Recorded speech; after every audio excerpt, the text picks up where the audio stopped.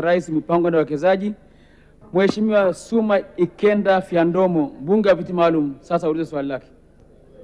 Asante Mheshimiwa Naibu Spika. Sasa naomba serikali itoe majibu ya swali namba 24. Mheshimiwa Naibu Waziri Ofisi ya Rais Mipango na Uwekezaji, Mheshimiwa Dr. Chaya, majibu. Mheshimiwa Naibu Spika, na mimi kabla sijaendelea nichukue nafasi hii kumpongeza sana Mheshimiwa Deogratias John Ndejembi kwa kuaminiwa na Mheshimiwa Rais kuwa makamu wa rais wa Jamhuri ya Muungano wa Tanzania. Sisi kama manaibu waziri tunaahidi kumpa ushirikiano. Baada ya kuyasema haya, Mheshimiwa Naibu Spika, kwa niaba ya Waziri wa Nchi Ofisi ya Rais Mipango na Uwekezaji, naomba kujibu swali la Mheshimiwa Suma Ikenda Fyandomo, mbunge wa viti maalum kutoka Mbeya kama ifuatavyo. Mheshimiwa Naibu Spika, serikali inaendelea kutangaza fursa zilizoko kwenye sekta ya kilimo na uchakataji wa mazao kama maeneo ya kipaumbele katika uwekezaji. Katika kilimo cha chai, mkakati ni kuvutia uwekezaji katika uzalishaji wa chai, uchakataji, ufungashaji, uhifadhi na uongezaji thamani kwa masoko ya ndani na nje. Mheshimiwa Naibu Spika, serikali kupitia Mamlaka ya Uwekezaji na Maeneo Maalum ya Kiuchumi Tanzania, yani TISEZA, imeweka vivutio vya kikodi na visivyo vya kikodi kwa wawekezaji wanaowekeza katika mnyororo mzima wa chai ili kupunguza gharama za uwekezaji, kuzalisha, kuongeza mapato ya wakulima, kuongeza ajira, kupata fedha za kigeni kutokana na mauzo ya nje na kuleta teknolojia mpya katika uzalishaji wa chai. Mheshimiwa Naibu Spika, naomba kuwasilisha. Mheshimiwa Suma Ikenda Fyandomo, swali la nyongeza. Asante Mheshimiwa Naibu Spika kwa majibu mazuri ya serikali.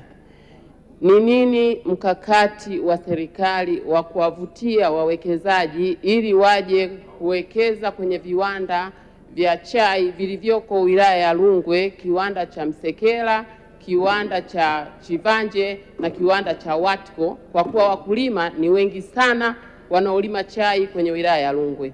Swali la pili, kiwanda cha Msekela, mwekezaji alinunua na mashamba ya kiwanda cha Msekela. Sasa je, serikali ina mkakati gani wa kuongea naye ili aone namna ya kuyaachia hayo mashamba, atafutwe mwekezaji mwingine, wananchi wa wilaya ya Rungwe waweze kupona kwa namna ambavyo wanategemea sana kilimo cha chai kwenye wilaya ya Rungwe? Asante Mheshimiwa Naibu Spika. Asante Mheshimiwa Naibu Waziri, majibu. Mheshimiwa Naibu Spika, kwa niaba ya Waziri wa Nchi Ofisi ya Rais Mipango na Uwekezaji, napenda kujibu maswali mawili ya nyongeza ya Mheshimiwa Suma Ikenda Fyandomo, mbunge wa viti maalum kutoka Mbeya kama ifuatavyo. Kwanza nichukue nafasi hii kumpongeza sana Mheshimiwa Fyandomo. Amekuwa akiuliza sana maswali hapa bungeni, lakini kimsingi amekuwa akiwatetea sana wakulima wa chai wanaotoka katika mkoa wa Mbeya. Lakini sanjari na hivyo vile vile mbunge wa kutoka jimbo la Rungwe, Mheshimiwa Mwatona, vile vile amekuwa akinisumbua sana kuhusu wakulima wa chai, na niwahakikishie kwamba serikali ipo pamoja nao. Baada ya kuyasema Mheshimiwa Naibu Spika, sasa naomba nijibu maswali mawili kama ifuatavyo. La kwanza, kama serikali kwa kushirikiana na wenzetu wa Wizara ya Kilimo, tuna mkakati kuhakikisha kwamba tunafufua kile kiwanda cha Watco na vile viwanda vingine ambavyo Mheshimiwa mbunge amevisema. Hivi sasa tunatafuta wawekezaji na tayari tumeshaanza mkakati wa kutafuta wawekezaji wa ndani na wa nje.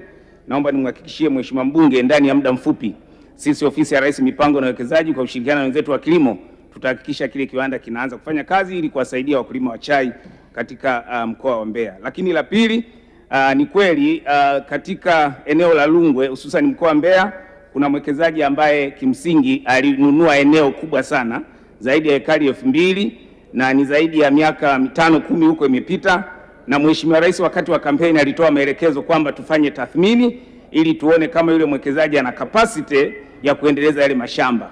Sisi kama serikali tayari tumeshaanza kufanya tathmini kwa kushirikiana na wenzetu wa Wizara ya Kilimo, lakini naomba nimwelekeze mkurugenzi mtendaji wa TISEZA wakamilishe hiyo tathmini haraka ili maamuzi sahihi ya serikali yaweze kufanyika. Asante sana Mheshimiwa Naibu Spika.